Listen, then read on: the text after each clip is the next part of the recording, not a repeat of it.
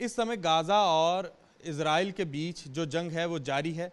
देखा यह गया था कुछ दिन पहले कि गाज़ा से जो हमास के आतंकवादी है वो इजराइल में दाखिल होते हैं और वहां लोगों का नरसंहार करते हैं और कई लोगों को अगवा करके गाज़ा में ले जाते हैं, जहां उनको अभी भी बंधक बना के रखा हुआ और जंग का माहौल दोनों देशों के बीच में सरगर्म हो रखा है। मैं आपको बता दूं, इसी बीच भारत के कुल 1.5 लाख जो भारतीय मूल के यहूदी हैं वो इजराइल में रहते हैं और मैं आपको बता दूं कि उनके कई रिश्तेदार जो हैं वो भारत में भी रहते हैं। देखा यह जाता है कि जो यहूदी हैं वो एक माइक्रो माइनॉरिटी हैं। तो इस पर और बातचीत करने के लिए हमारे साथ हैं एजेकल इसाक जी। तो सर, जैसे कि 1.5 लाख भारतीय मूल के यहूदी जो हैं वो इजराइल में रहते हैं सर, बहुत सारे उनके रिश्तेदार भी हैं जो इंडिया में रहते हैं, आप भी उनमें से एक हैं। तो आपकी उनसे बातचीत अभी हो रही है जंग के बीच में? क्योंकि मेरी 3 बहनें सिस्टर्स और जितने भी हमारे रिश्तेदार हैं वो इज़राइल में बसे हुए हैं, तो उनसे तो बात होती है क्योंकि हमें भी उनकी चिंता है कि ऐसे माहौल में सुरक्षा बहुत ज़रूरी है।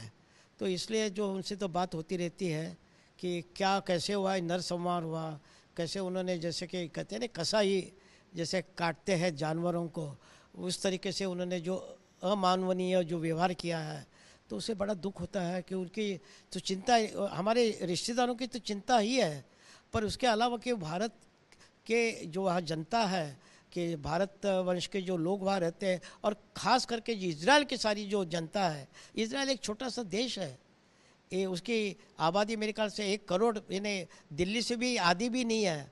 और ऐसी स्थिति में जब ये हमला कर देते हैं, और उस किस दिन हमला करते हैं कि जिस दिन यहूदी लोग अपना त्यौहार मना रहे हैं, अपना खुशी मना रहे हैं कि प्रभु ने, ईश्वर ने हमें एक मौका दिया है कि तोरा का पठन पूरा किया हमने। और उस वक्त जो बच्चे थे वहाँ जो नाच रहे थे, वहाँ अपना आनंद व्यक्त कर रहे थे, उस वक्त उन्होंने उन पे हमला करके जो उनके साथ जो उन्होंने ब्रूटल अटैक किया है वो तो बिल्कुल अशोभनीय है और बिल्कुल अब कहते हैं ना मानवता का अधिकार का उल्लंघन। तो कहाँ मानवता का अधिकार का उल्लंघन, ये तो मैं कहूँगा कि ये तो बहुत ही निंदनीय है और किसी भी इसमें उसको क्षमा ये नहीं कर सकते हैं। सर, जैसे आपने बताया कि आपकी 3 बहनें वहाँ रह रही हैं, तो आपकी जब उनसे बात हुई तो उन्होंने आपको क्या बताया कि वहाँ इस समय जो ज़मीनी हालात क्या हैं सर? नहीं, अभी तो ठीक है। अभी उसके बाद तो इजराइल सरकार ने, वहाँ के जो सेना है, वहाँ के जो पुलिस है, उन्होंने तो मोर्चा संभाल लिया है, पर इसको संभालने में वक्त लगता है ना। ये जो एक चोट होती है ना कि दिमाग की चोट और दिल की चोट, और जिनके बच्चों को अगवा करके लेके गए हैं, तकरीबन 1000 से लोग ज़्यादा की मृत्यु हो गई है, कई लोग ज़ख्मी हो गए हैं।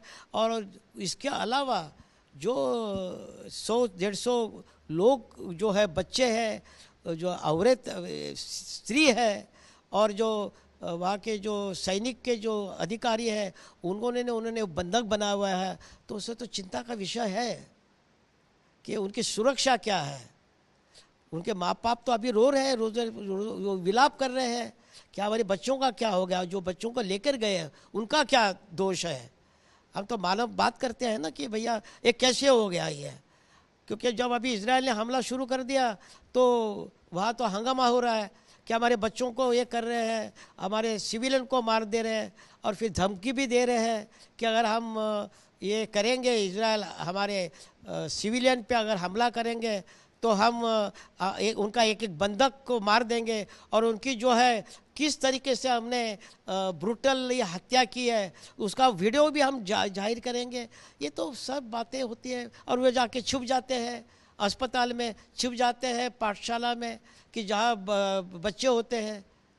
तो ये भी जो है देखने की बात है कि मानव अधिकार कहाँ आ जाता है, वहाँ कब गया मानव अधिकार, जब उन्होंने जो इजराइल के जो त्यौहार मना रहे थे यहूदी लोग, उस वक्त हमला करना और वहाँ के बच्चों के और स्त्रियों की आबरू क्या उन्होंने वो कर दिया है, उसके बारे में तो बिल्कुल मैं कहता हूँ मेरी हिम्मत नहीं उसको वीडियो को देखने के लिए, पर जो काम हो गया सारी दुनिया देख रही है उसको।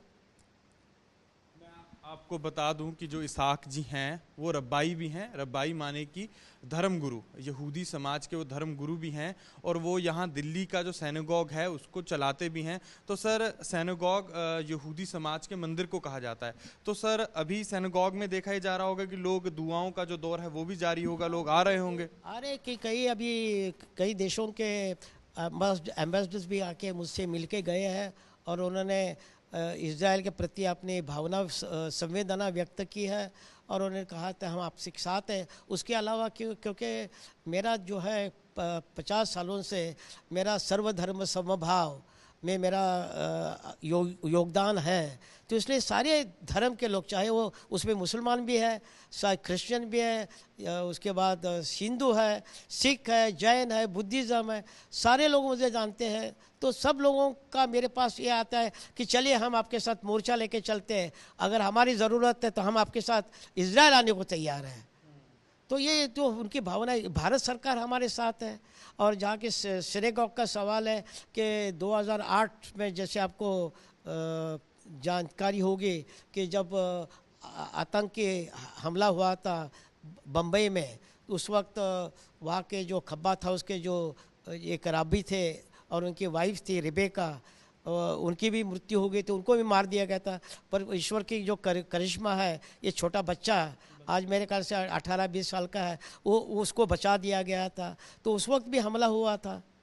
तो भारत में जो है यहूदी लोग रहते हैं, पर भारत ऐसा देश है कि 2000 वर्षों से भारत में यहूदी समाज के अनुयायी बसे हुए हैं शांति से, और छल कपट का कभी उनको सामना नहीं करना पड़ा कि जैसे एंटीसेमिटिज्म, परसिक्यूशन। तो ये भारतीय लोग जो है ये 2000 वर्षों से बिल्कुल शांति से रह रहे हैं।